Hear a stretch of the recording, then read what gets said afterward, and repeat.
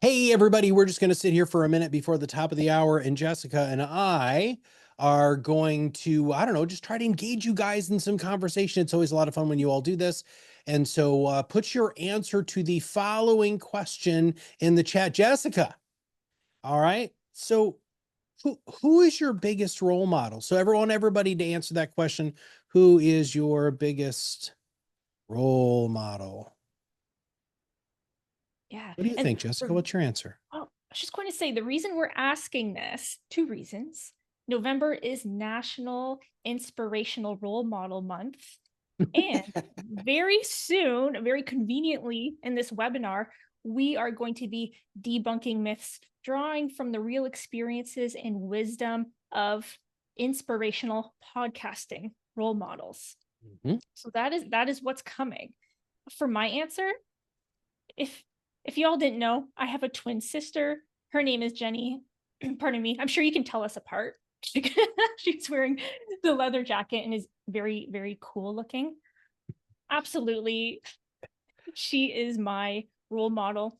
She inspires me because, I mean, she's been with me my entire life, has seen every mistake I've made. A lot of it, in hindsight bias was a mistake. And she is so non-judgmental, so accepting and optimistic and empathetic, and just the way she approaches conversations with so much compassion and empathy and a little bit of humor in the right places.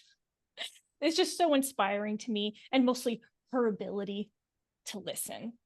So she's my role model. And how about you, Well, Matt? mine's way goofier and much more No, distant. not. But my role model is Jim Henson, and so Jim Henson has always been, his whole goal was to, basically sprinkle magic into people's everyday lives using puppeteering. I'm not interested in being a puppeteer necessarily, but I definitely love the idea of spreading magic. And as Jessica knows, I'm going to start wearing a Santa hat in less than a week, and I wear it for an entire month. And I go out in public and I try to do my best to spread a little bit of magic and cheer everywhere I go because I'm just weird like that. So, anyway. All right. Well, that You sounds could like go a ahead ton of and fun. put that in the chat too, guys, if you guys have any sort of idea. All right, Jessica, I'm introducing you. You're not allowed to do it. So Jessica is the producer of the Top Advisor Marketing Podcast. She's also been with us for 7+ years here at ProudMouth. She is our longest term employee. She's been through everything with us. And on top of that, she's an overall brilliant person when it comes to marketing, which is why I'm super excited about doing these webinars with her. And my name's Matt Halloran. All right, let's get rolling. Oh, So the two people that we're going to be highlighting today are this wonderful human being, Jerome Myers. If you're not following Jerome yet, you should, for a lot of different reasons. Number one, his social media is on point. His podcast is freaking amazing. He's got great videos, and he's also an expert in helping people who exit to their business deal with the existential crisis that happens when you lose your identity, you lose all your friends, and you're no longer a business owner. Absolutely fantastic. He's in the top 3% of all podcasts in the world. He's a personal friend of mine, and he's done 328 episodes. Now, the second one is much more of a life coach. The Vibe is the name of Kelly's podcast. Again, if you don't follow him, he is way more active on Instagram than he is on LinkedIn, even though he does post there. Life affirming. He does 2 to 3 episodes a week.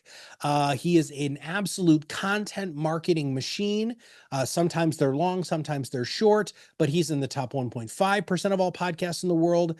He's got a really, really high listen score, which shows engagement in his content.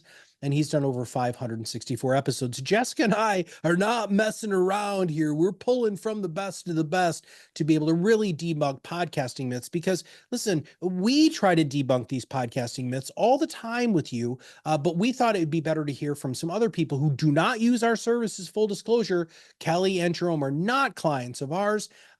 They're just absolutely fantastic people who we know well enough where we ask the following questions to. excellent. Myth number one, I'm not expert enough. No one will listen.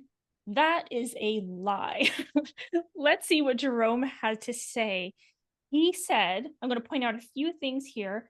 Listeners resonate more with authenticity than expertise alone.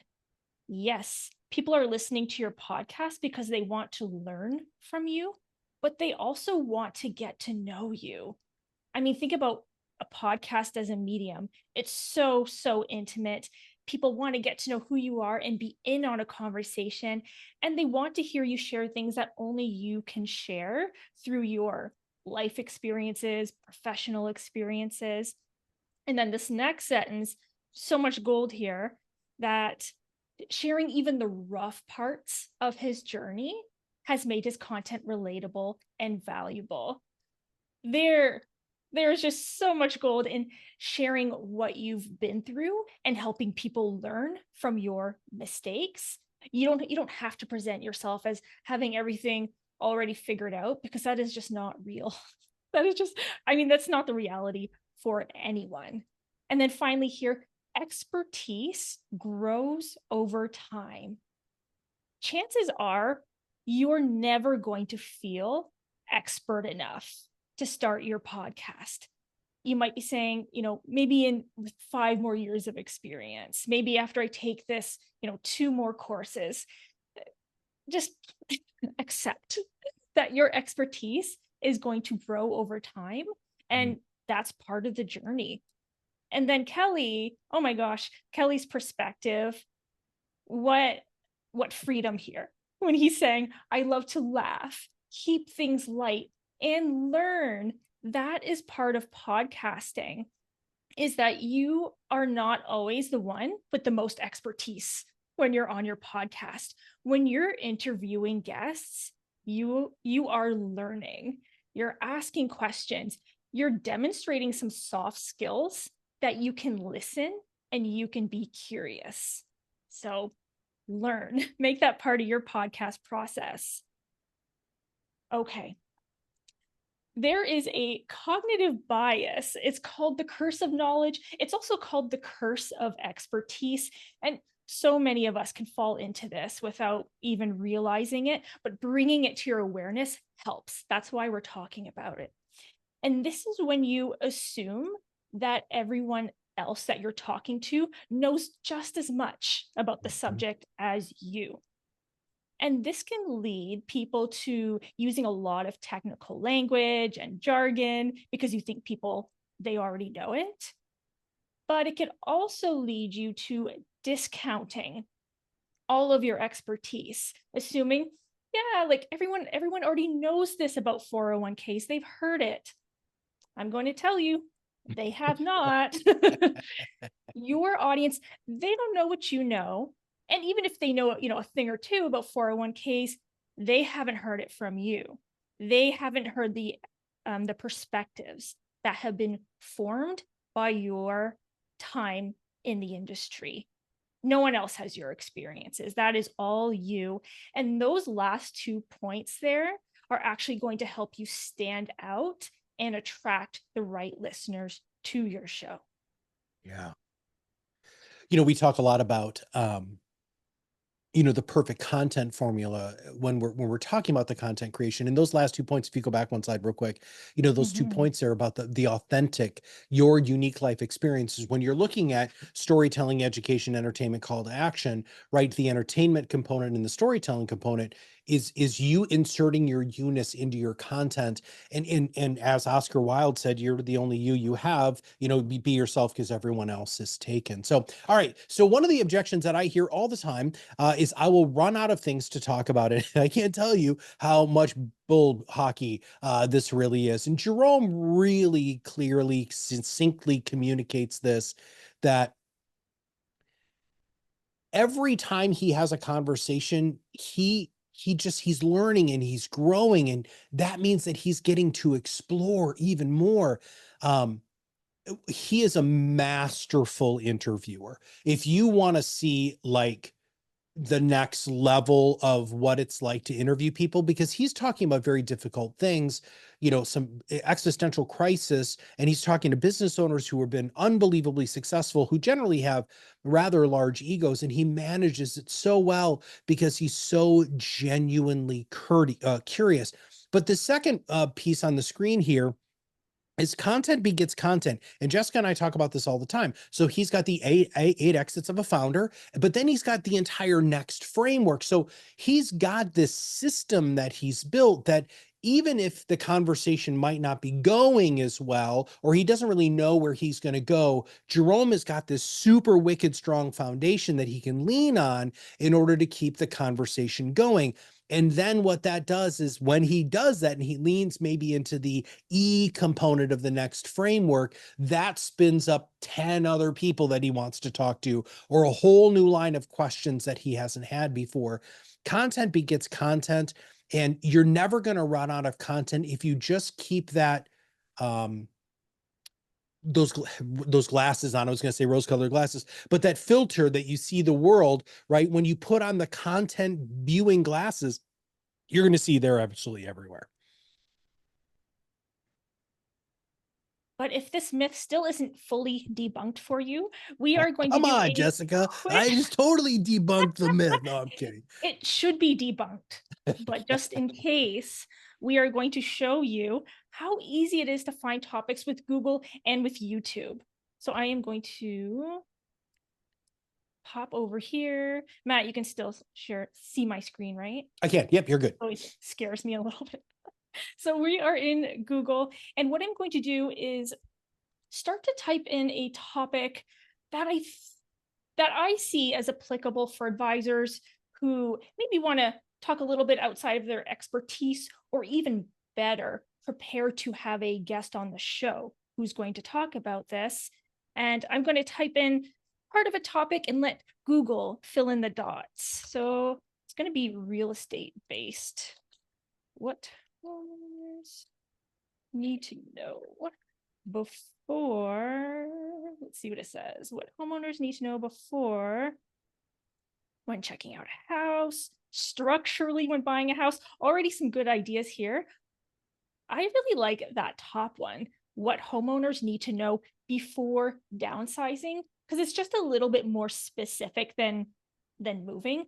This is speaking to a life milestone. Maybe your audience is approaching retirement, so you're going to talk about downsizing. Let's click on it. Okay. So let's see here from sources across the web. I have a potential topic. What are my, maybe 3 to 5 points I'm going to cover? Well, I'm already getting some ideas here. You could cover considerations prior to downsizing. Like, should you even do that? How to declutter and organize. And there's a lot here that could go into that. Maybe the considerations of buying a smaller home. So already some really good stuff here. Mm-hmm. And then let's see what people are asking related to this search. So even these don't have to form the topic, but they could be a talking point. Like Matt, this one, at what age do most seniors downsize? That might be a good stat to have to just validate that thought in people's minds that, a lot of people right now are looking at smaller homes. What not to do? Right.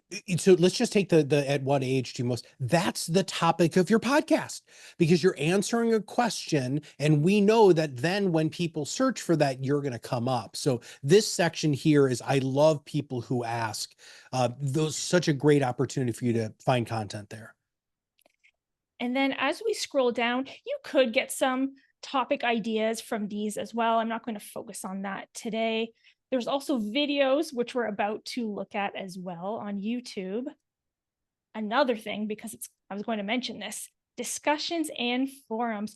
Go into Reddit and Quora and see what people are asking about downsizing, and not just what they are asking, but how they are asking it, because then you can use their own words and reflect it back to them, which is going to help people feel even more connected to the content and really show that you understand them. You're not getting into that curse of expertise or knowledge. And then this downsizing and depressed, that we're not going to click on that today, but that is, I think, possibly worth exploring. That's something I maybe wouldn't have occurred to me. Let's keep going. And then we also have more related searches. Why downsizing in retirement might be a terrible idea. So there's a very specific angle. that you can cover. So many. I hope you're seeing so many ideas here. Now let's hop into YouTube.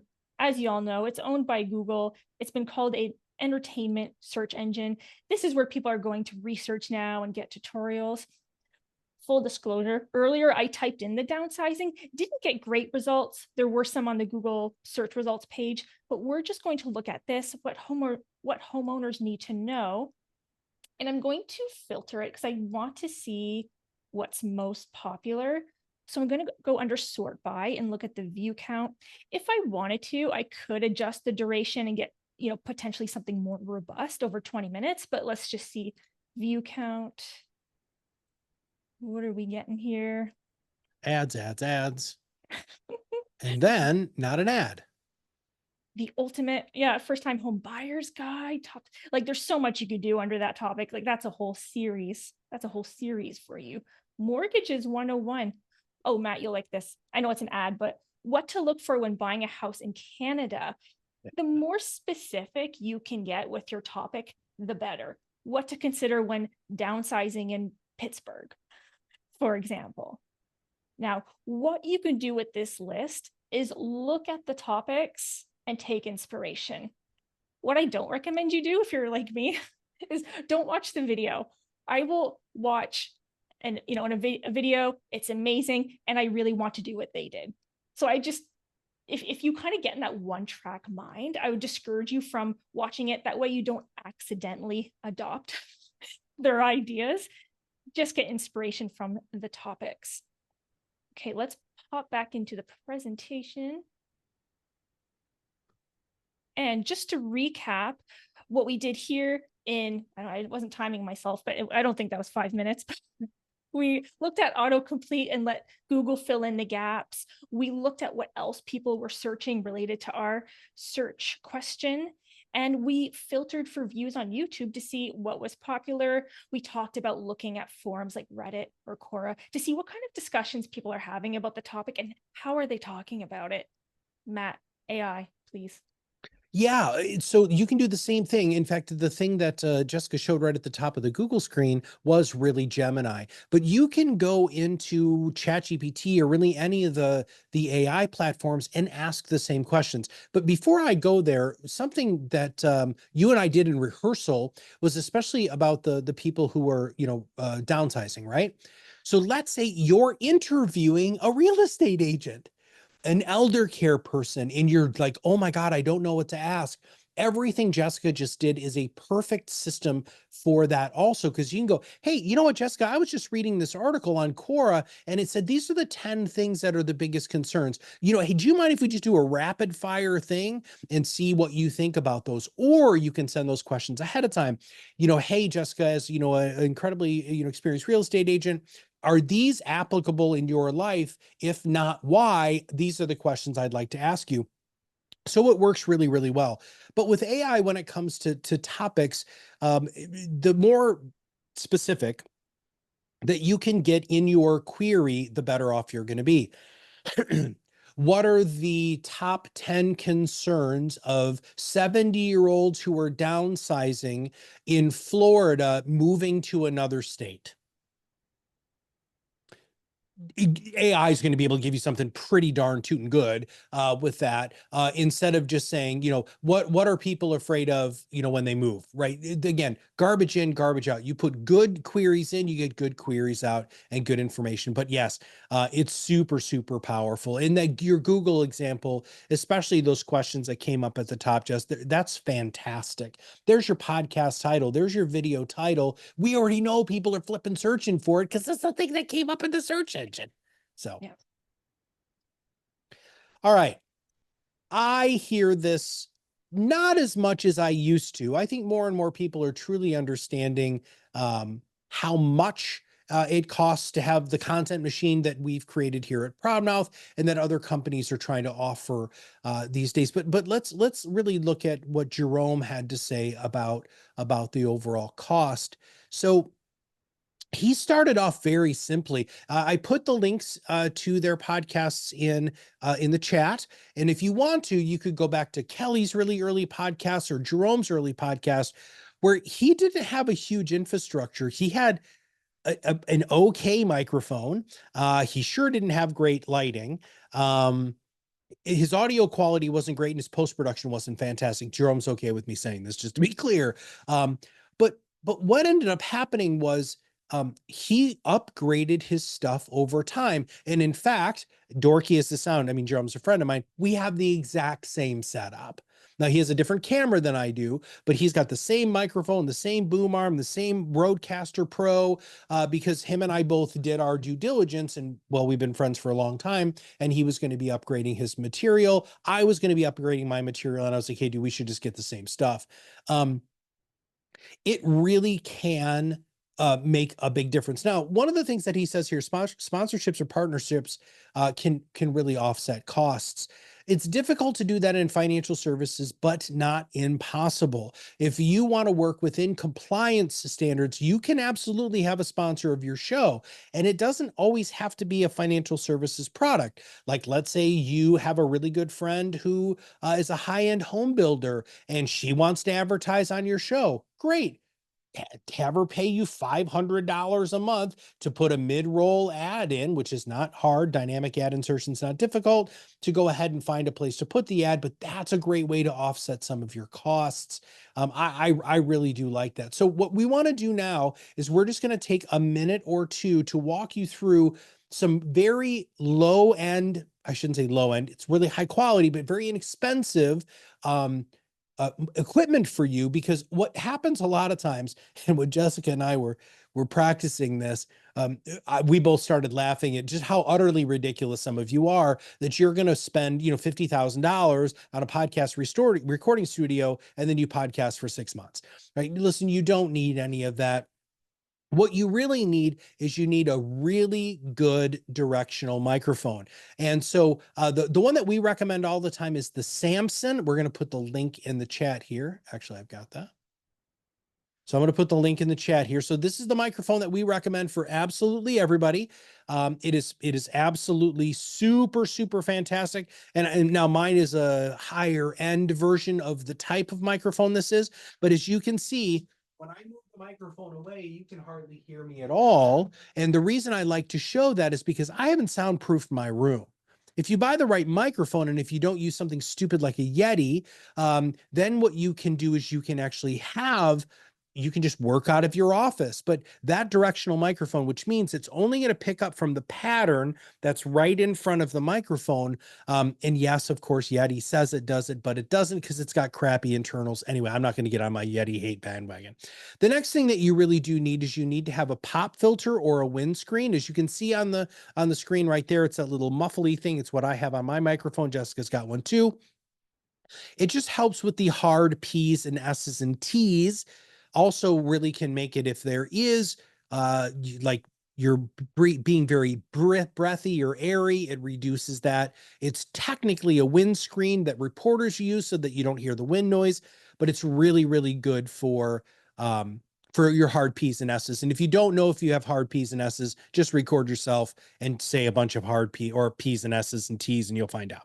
The other thing is, if it's really, really bad, then you actually need a pop filter. A pop filter is a little circular thing that goes over your microphone. It starts coming right here. It's about this big. It's about 2 inches away from your microphone. That's if you have some serious vocal issues, or if you're singing or being very loud. Pop filters are really great. You need to have headphones.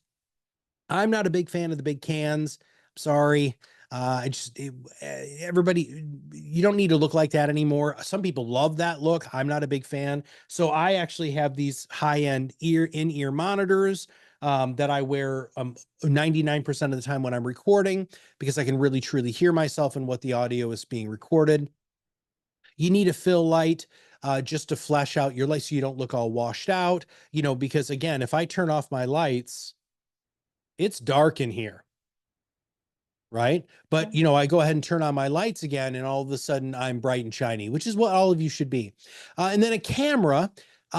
Listen, buy the 4K camera, because you're going to need it at some point, but you don't need it right now. 1080p is entirely fine to record in.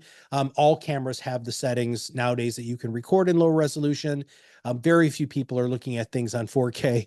And unless you're really trying to zoom into the pores on your face, you really don't need to do that. Okay, so that's the Samson. Now, here's the other thing is if you want to begin the process of upgrading, we do recommend that you buy a mixer. Now, this is a mixer that has phantom power. I just put the link in chat. This is the bomb this is just, it's great. It's really well priced, anywhere from $149 to $199, depending on where you get it. It's just fantastic. It's got all sorts of controls. It's got power to power your microphone. It's got some settings for some effects. It also allows you to do things like called loop back and some other things, so you have more control over your stuff. You do need to download a driver for this, but past that, this is a really, really good use of your time and money. So I get asked a lot about recording software. Listen, just don't use GarageBand. Just freaking use Audacity. It's free. It's fantastic. It can do almost everything that the super expensive ones can do. You can just run things like normalization, and you can boost your audio in case it's really quiet. You can do a sound profile and remove background noise. It's a wonderful tool, very user-friendly. And you know what? They have great tutorials. This is like the best tutorials I've seen for people, because Audacity's been around for a really long time. From a design standpoint, this is something you all have to pay attention to, because you can't half-ass your design. You have to whole-ass the design. And so Canva is fantastic. In fact, Canva has the paid version has settings for podcast cover art and things like that. And that works out really, really well. Thank you, Trevor. You're correct. And then we use Blueberry as our podcasting platform. You can use Libsyn. You can use, I don't even know all the other ones now, Podbean.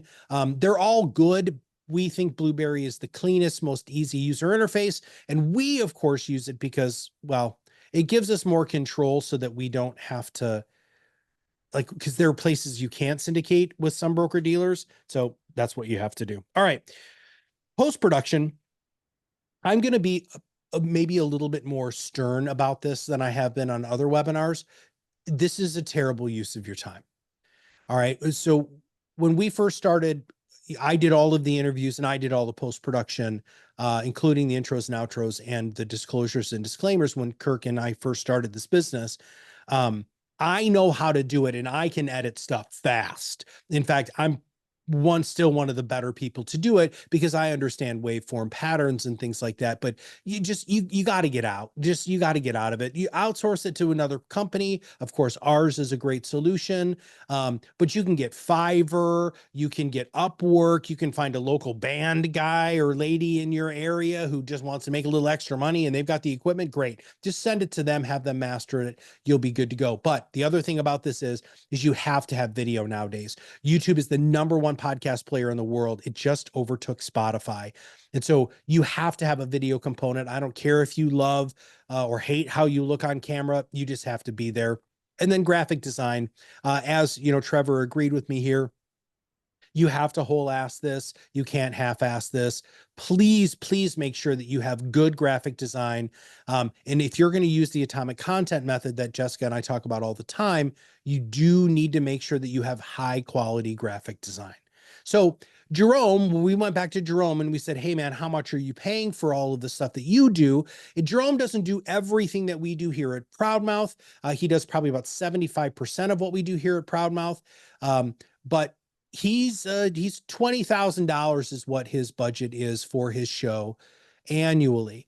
He doesn't do a lot of the video stuff that we do, but he does some video stuff. But he also has to manage this person, and some people don't, we didn't really incur the cost of his time in management, but he's already dropping 20K. He's 300 and some odd episodes into his show. He's a finely tuned machine when it comes to this. He drops an episode about once a week.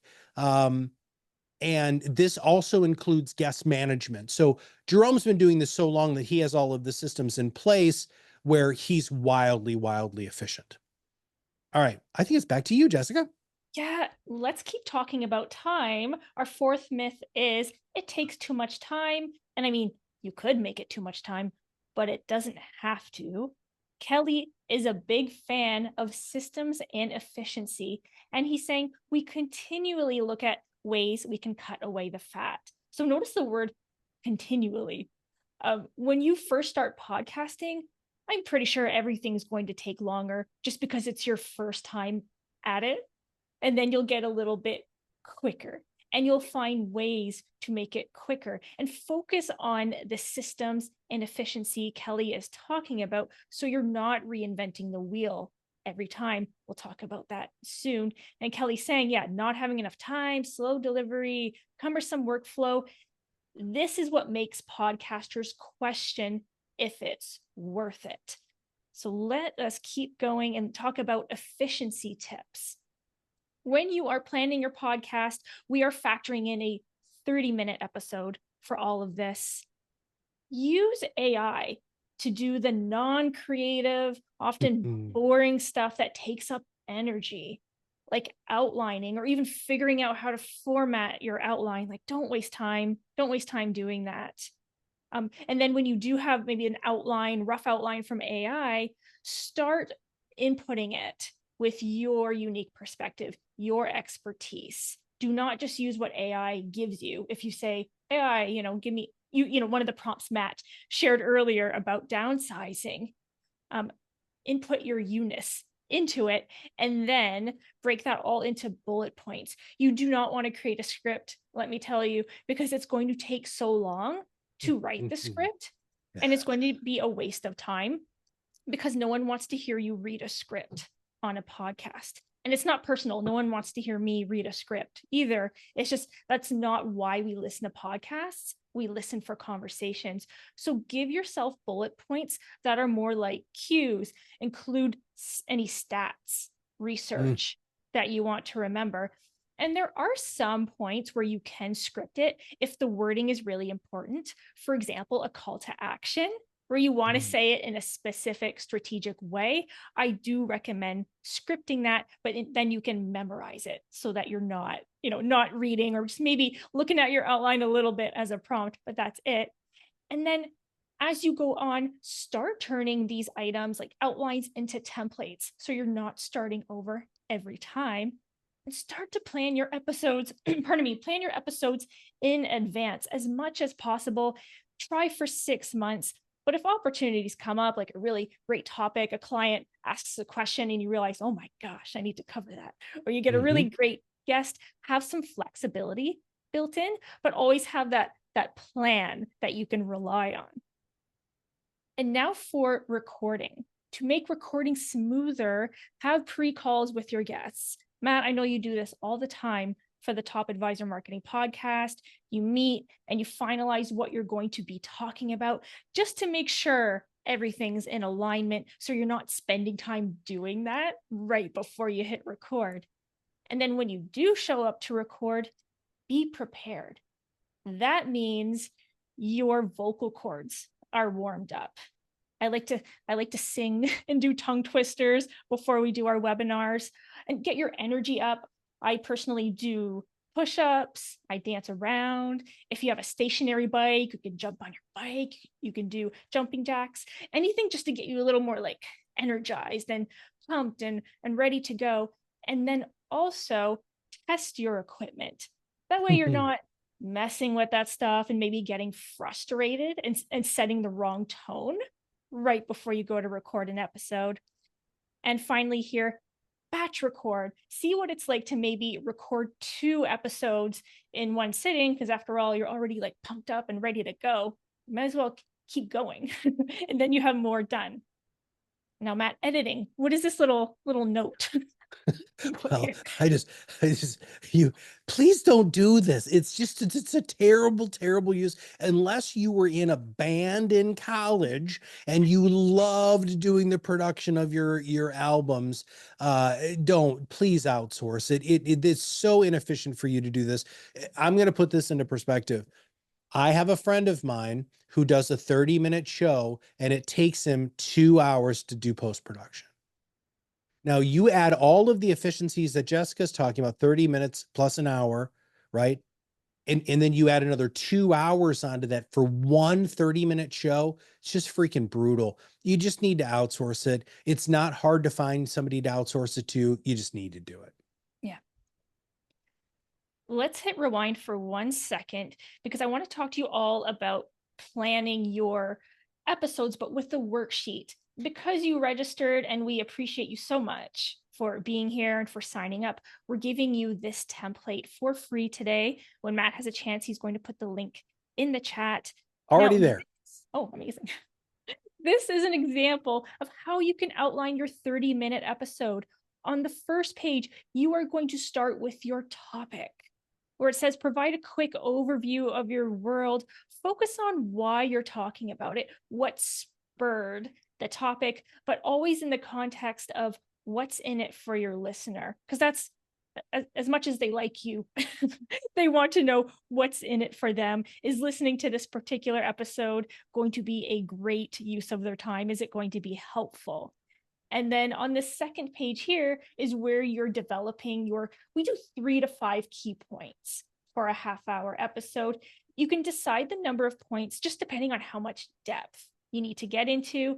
And you can talk about different points for different amounts, numbers of minutes. It doesn't need to be all the same. Just cover it enough so that people walk away feeling like, oh, I can take action. I can take action on this. So this page would be, 3 reasons it's terrible. It's a terrible decision to downsize. So you're going through your 3 points, and then I want you to remember not just to deliver points, but to deliver actual examples. It's amazing to be an educator and make this knowledge accessible, but you're an educator and you're also a professional. And the goal of the podcast is to draw in some clients, ideal clients. So remember to remind people through examples, through context, that this is what you do. This is what you do for a living. In a compliant way, you can talk about the sort of advice you give clients and why, the difference you've helped, or what am I trying to say? How you've helped clients see the light in some instance. Just remind people this is what you do. Yeah. And there's this option as well. This is another outline. This is created with a tool called MindMeister. I guess it's a word map. I'm forgetting Word what map. it's called. Word map. And this might be for you if you're just not really into that linear structure. Maybe this just frees you up to do a little bit more creative brainstorming. But Matt, I'd love to hear your perspective because I know you use both, right? I do. So this is where I start. MindMeister is one of the best tools that I have found in quite a while, to make sure that you're this is how my brain works. And so I come up with the original topic, and then I'll come up with some questions. And then this allows me to then flesh out the rest of the questions, any of the talking points. It also really is easy to move things around, but as dorky as this sounds, then I actually take this off MindMeister and I put it into a Word document, a Google Doc, because it's easier for me to follow that linearly than it is this way. Now, full disclosure, I have 2 clients that I still actively podcast with here at ProudMouth. All of the other clients are handled by our team. One of them is our oldest client that we've had for what, I don't know, 5 years now, done a couple hundred episodes. He sends me, or actually it's his team sends me this 48 hours before we record. That gives me an opportunity to look, and this is how his brain works. And so I will go into the mind map. Actually, I've got one at 3:00 today with him. I'll take the mind map and then I will break down what my questions are based off of the mind map. But I like mind map for the organization of thoughts, but then I take it off and I put it into then I really do put it into a Word document. It's just easier for me to bold things, space things, just give myself a little breathing time, put notes in like slow down, those sorts of things in a document than it is in the MindMeister tool specifically. Nice. So continuing with efficiency, and we're really leaning on the efficiency component because this is what we heard from everybody that we ask questions. I mean, we're highlighting Jerome and Kelly, but efficiency is the key. If you're going to be really, really successful with your content marketing strategy, you have to be wildly efficient. So in order to publish your episode, which is to take it off of your computer and put it out into the world, depending on the length of the episode, it's going to take about, I would say, 15 to 20 minutes. Now, if you have a blazing fast computer, it can be 5. Now, but this also includes the YouTube upload. So you're going to upload your podcast to Blueberry, and then you're going to upload your podcast to YouTube Podcasts, and then you're going to upload your video to YouTube. So there are actual 3 distinct steps that you want to take there. There are also fantastic scheduling tools for your automation, like Sendable, Hootsuite. There's a bunch of different programs that'll allow you to pre-populate a bunch of social media posts and schedule them into the future. Um, I really think that it's important too for you to make sure that you have a checklist. Um, all of your shows should be within a very specific decibel range. Generally, the rule of thumb is -3 or right around -6 to -3. I'm getting really technical there, but by the way, it's just a setting in Audacity. You just say, hey, here's my limit is 3. So always keep that in mind and try to be consistent. Follow the same steps in production and publishing every time. Like after you upload this, just so you don't miss any steps, because the last thing that you want to do is to publish a podcast summary and you didn't publish the dang podcast itself. And anytime you can batch edit everything is fantastic. Send it to a producer. Here's 10 episodes. Eat the cost. Get them to produce it. It's going to be a better. It's just going to be better quality. All right, promotion. Promotion is a really weird thing because this is not just you screaming out into the void. This is how are you going to use like our atomic content method based off of what you have published, this long form content, to create lots of little pieces. Now, this is where AI can really help you a whole bunch. You can take your transcript from your podcast, slap it into Chat GPT and say, please create. Now, again, this is very, very specific. Please create 5 LinkedIn posts based off of the content I just entered or uploaded, focusing on your target market, and then hit enter, and it will just spit it out. And then you have to tweak it and make it better. Maybe throw some images on there. Jessica and I did a whole webinar on how to really please LinkedIn a little while ago. But that's what you need to do from a promotion standpoint. Also, try to create a media kit so that you can also try to get on other people's podcasts, and also will help get better guests for you. Now, the last part of this is something that I have overcome this objection really since 2006 when I became a consultant in financial services.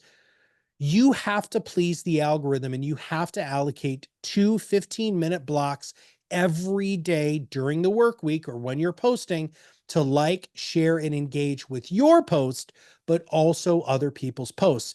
If you are on social being social, the algorithm knows that you're on social being social, and it will promote your stuff even more because it wants you to stay on the social. And I'm going to, why do you think they want you to stay on social? Because they sell more ad space. It's just that simple. The longer people are there, the more eye holes that are on there, the more money they can charge, which is what all of this is all about. But you have to like and comment on other people's posts too.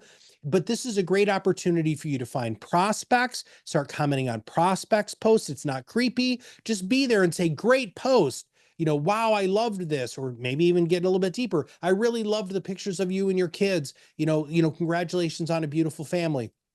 All of those are compliant, and they're a great prospecting tool that very few of you use. Now, Kelly, we're going to highlight Kelly here very quickly, because Kelly focuses specifically on Instagram. And when I first met him, he was flabbergasted we weren't focusing on Instagram with the Top Advisor Marketing Podcast. And back then, the Be Your Own Law podcast, which was our other podcast. But this dude's got 64,000 followers, and he's on average getting 500 likes per post. Kelly has got the Instagram thing down pat, right? He knows what to do. He's very active on there. If somebody comments on something, he comments on it right away. Thank you so much. He does that himself. He doesn't outsource that to anybody. So and Instagram knows it, which is why he's doing so incredibly well. But he's also got almost 7,000 flipping posts, right? Which is another thing to keep in mind. He has just been doing this and doing this and doing this. And then there's Jerome. So Jerome is kind of on the flip side of Kelly. Jerome focuses solely on LinkedIn. Well, not solely, because he's everywhere too, but his ideal target market for him is this. Well, it's pretty simple. He's working with people who are about to sell their business and are scared of what's going to be behind the big check, right? And so he's got over 20,000 followers on LinkedIn. He is really active on LinkedIn, is always posting really high quality stuff. And if you're not following either of these two on Instagram or on LinkedIn, I really do think you're missing out. All right, Jess, what do you got? Final myth. I'm worried it won't be good enough. This is about perfectionism, and I do realize why I'm the one covering this, but let us hear from Kelly first. I won't read this all, but I just love this. Give yourself grace. Realize your audience isn't expecting perfection. They just want you. How often do we expect all these things from ourselves that other people don't even necessarily want it or aren't even thinking about it? And Kelly goes on to say, tons of rep and unlimited grace. Tons of reps is so important because whenever we're starting something new, it's like we have to get through that beginning awkward stage that I think we all probably look, if we were to keep going and look back on it, I think we'd probably have, like, it would be fun to think about our starting point, but it's going to take practice. Allow yourself to put in the reps and to improve, but don't expect perfection. It just does not exist and no one wants it anyway. And then Jerome says for him, yeah, this was tough. Letting go of perfectionism meant accepting each episode won't be flawless. What a high standard to hold your episode to. Like, what, I don't even know what a flawless episode would sound or look like. We all have different definitions of that. And, we might record something and go, that was okay. And then someone else listening is going to go, that was awesome. Like, I needed that. So sometimes we are not really the best judge of like high quality content. And then, yeah, focus on delivering value and connecting with your audience. That's why they're there listening to you through a podcast, because they want to connect with you. Stop worrying about minor imperfections like your quirks and mannerisms. People love to watch podcasts through video, and that's partly why they're watching. They want to see your reactions, they want to see your mannerisms, and that's just going to help people endear themselves to you anyway. Yeah. And I guess I'm speaking to this because it took me 7 years, as long as I've been with the company, to show up and be on these webinars. I started doing these. We did some last December, Matt, and then we started regularly in June. So I've done like 17 or 18 of these. And I got started, I mean, honestly, because I was asked to, but I wasn't, it was totally my choice. I could have said no. I think I was just in that like mood, like where I was just saying yes to things. And I felt excited about it and I felt nervous about it. And sometimes that's the sign that you're onto something good. Explore that, go with that. And when I do these webinars, I'm still nervous. And it's so easy.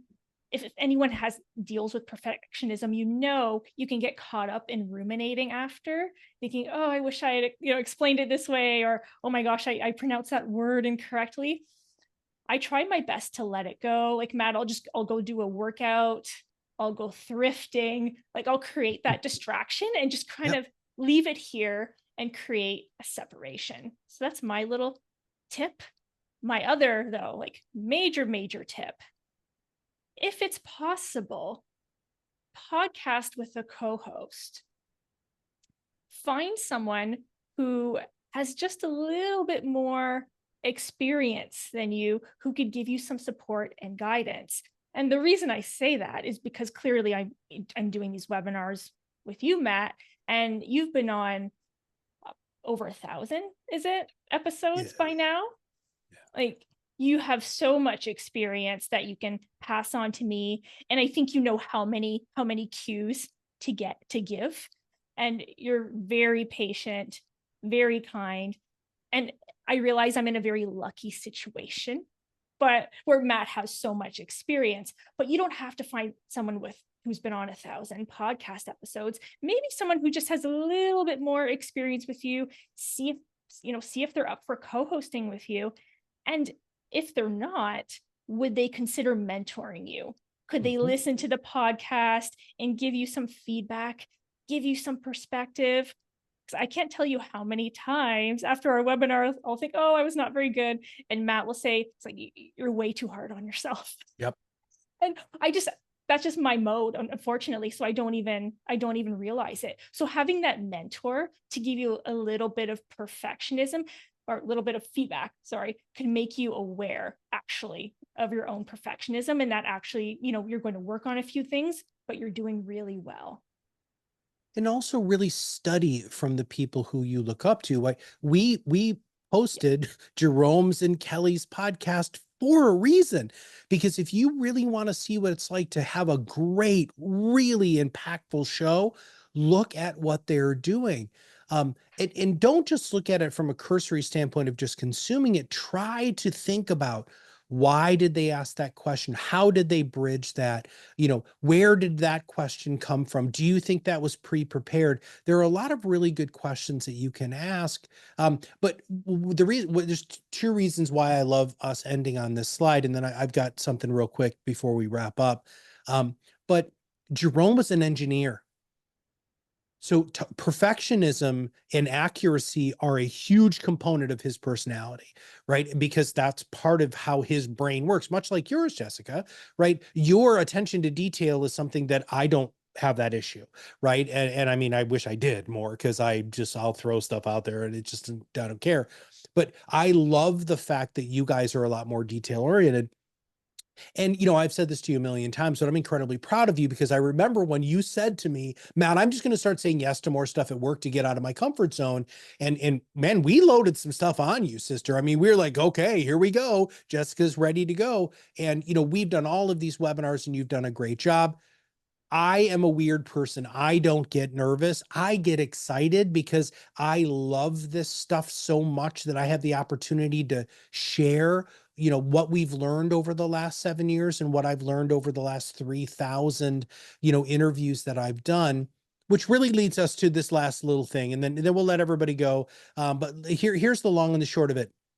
We've created a program called Sonic Boom Coaching. One is to get you started, and then the second one is to get you to do better. So the first one is Sonic Boom Coaching, which is our standard launch system. So it's $2,500 normally. You're going to get 30% off if you use the BF code right now. This is only good until November 30th, just so you know, so until the day after Black Friday. But the idea here is very, very simple. If you want to learn how to launch your show with experts, we're going to walk you through all of the things that you need to do to launch your show. Classes are going to start January 1st for this next cohort. We've got a cohort that starts on Monday. It's too late to get into that one. And then the second one is Sonic Boom Coaching Pro. And this is when you already have a show and you just really want to take it to that next level, where we're going to we're diving into some really serious stuff, where we're going to talk into performance metrics, social media metrics, performance tips and tricks to help you get even better. I'm just going to give you one that I always think is funny because nobody thinks about this: how to breathe. People don't realize that you have to actually learn how to breathe on a podcast, so you're not doing this every time you're about to start, a sentence. There's some very specific techniques that I've learned in all of this that I've done in order to make it. So if you want to get started, or if you want to get better, please go ahead and click on the link that we just put in the chat. This is a fantastic opportunity for you to get started in the new year with either a new show or to make your show even better. And even better, it's 30% off. And if you end up deciding to utilize any of our other systems, some of the money that you spent on this program actually can be credited to you. Like if you want to join our Managed Influence Acceleration service, we will actually credit some of that money back to you just to keep your momentum going, because we're all about momentum here. Do you have any other things that you want to say before we wrap up, Jess? Just to say thank you so much to Kelly and Jerome for contributing all that wisdom and just real advice with us today. Thank you so much. I hope it inspired all of you to start your own podcast. Finally, get it started. Yeah. Get it rolling. All right, everybody. And if you do have any questions, you can DM Jessica or myself on LinkedIn. We're both very, very active there. If you're not following both of us, I don't actually know how you even found out about this, but make sure that you are following us so that you can keep learning and keep on your content marketing, content machine journey that we built here at ProudMouth. And we'll have another webinar coming up in the next couple of weeks, so stay tuned for that. And if you know somebody who you think really needs to get over these 5 things, please make sure that you share the webinar with them when you get the copy of the replay, which will also be on YouTube. So for Jessica, this is Matt Halloran, and we'll see you on the other side of this webinar very soon.